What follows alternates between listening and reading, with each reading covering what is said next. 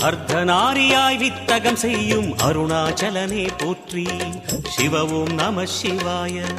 நர்த்தனம் தாண்டவம் நாடகமாடும் நாகநாதனே போற்றி. ஹரவும் நம சிவாய.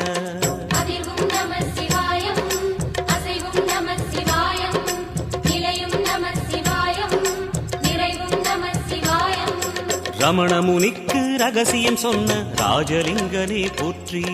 சிவவும் நம சிவாய. இமையோர் தலைவன் பதவியும் வழங்கும் ஈச மகேசா போற்றி. ஹரவும் நம சிவாய.